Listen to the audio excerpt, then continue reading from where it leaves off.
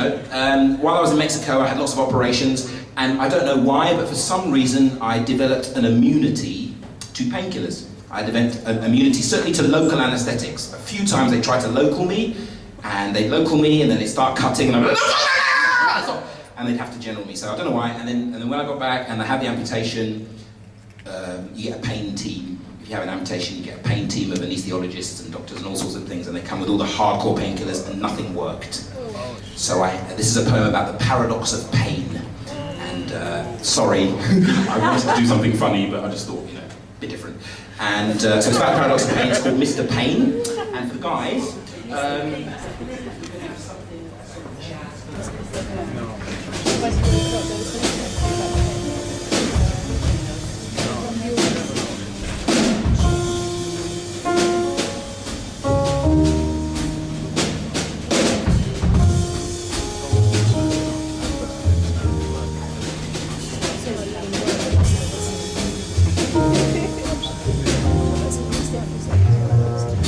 see, paradox is a costume that life likes to wear. Life's not fair, and life's not unfair. Life's just there. So you best beware, because life really doesn't care.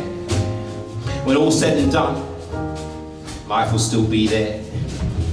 So have no fear, but be very clear. Things are not what they appear. To be, or not to be, is not the question. Existence is. Deal with it. Here ended the lesson. This may seem unpleasant, but not if you're fully present.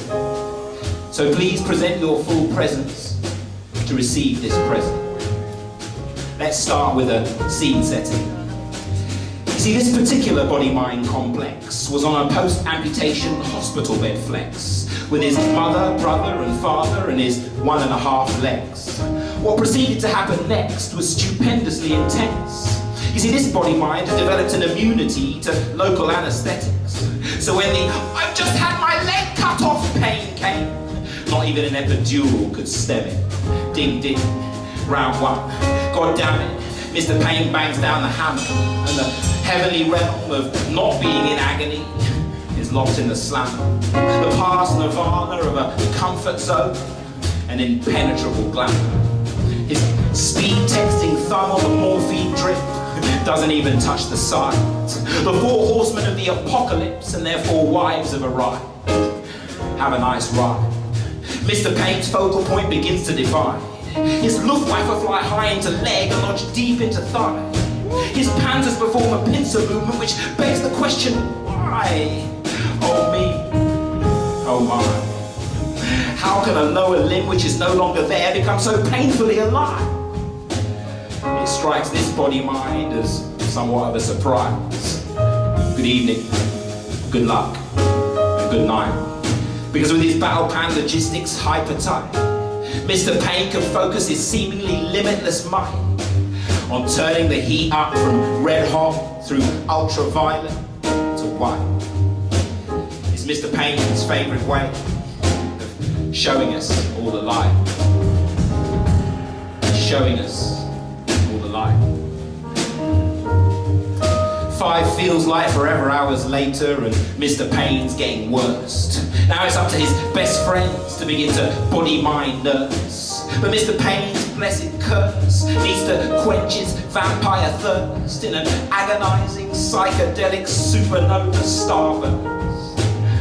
Uptown, a molten lava vice grips from arse to thigh.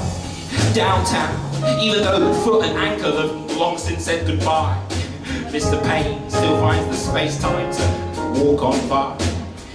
No word of a lie. Oh, look who's just dropped by. The super hot filling in Mr. Pain's mom's apple pie. Hi, I'm the residual limb, and I'd just like to remind you that about 7 hours ago, about 1:45, someone sawed off your nerve endings till they were sawn right through. What to do? Mercifully, most post-op amputees are assigned a pain team, packing a comprehensive suite of painkillers. Already called out twice, they attempt to grant his wish of swift pain deliverance.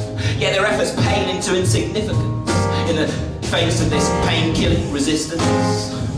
Morphine, useless. Methadone, useless. Ketamine, useless. Anesthetic epidural, useless. Body mind wonders what on earth is done to deserve this, and begs for the slumber blessed bliss of unconsciousness. Request denied. Body mind don't get to rest, because unconsciousness would nullify Mr. Payne's pain test. Because if being fully present really is the quest, then Mr. Payne is the best of the best. Mr. Payne is the best of the best.